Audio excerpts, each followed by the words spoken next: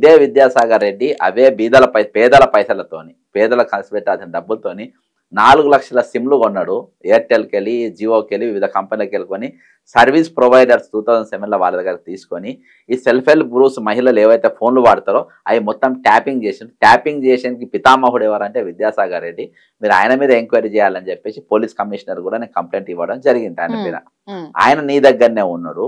వాళ్ళ తమ్ముడు ఆయనను కాపాడకుండా వాళ్ళ తమ్ముడు చంద్రశేఖర్ రెడ్డి నీ దగ్గరనే ముఖ్యమంత్రి కార్యాలయంలో పనిచేస్తుంది ఇవాళ వరకు అనేది ఒక కన్స్ట్రక్టివ్ గా నేను ఆ రోజుకెళ్ళి కొత్తగా రేవంత్ రెడ్డి గారు ముఖ్యమంత్రి కానీ మీదేం పడతలేను. ఆ రోజుకెళ్ళి ఈ రోజు వరకు ఇవే జరిగినాయి. ఇంకోటి మనము ఏవైతే మెగా డిఎస్సి ఇస్తామని మనం వాగ్దానం చేసినామో లేకుంటే మేము జాబ్ క్యాలెండర్ రిలీజ్ చేస్తాము ఇలాంటి వాళ్ళకు మనము రివ్యూ మీటింగ్ పెట్టలేదు. దాని గురించి పెట్టాల్సిన అవసరం ఉంది. పిల్లలంతా రోడ్లపైన ఎక్కుతుండ్రు, ఆందోళన చేస్తూ ఉన్నారు. ఈ రోజు నిరుద్యోగులు ప్రబలిక ఆత్మహత్య తర్వాత నిరుద్యోగులు ఊర్లలో పోయి ఊర్లలో వాళ్ళ ఇండ్ల కాళ్ళు మొక్కి ఊర్లలో కాళ్ళు మొక్కి మనకు ఓట్లు వేయించిండ్రు. అంతేకాకుండా ఉద్యోగులు కీలక రోల్ ప్లే చేసిండ్రు. వాళ్ళ ప్రమోషన్ రిటైర్మెంట్ వాళ్ళని తీసుకొని వచ్చి నువ్వు ఉద్యోగాలు పెడితే వీళ్ళ ప్రమోషన్ లేక అక్కడనే ఉన్నారు. దాదాపు 1038 మందిని మీరే ట్రేస్ అవుట్ చేసిండ్రు.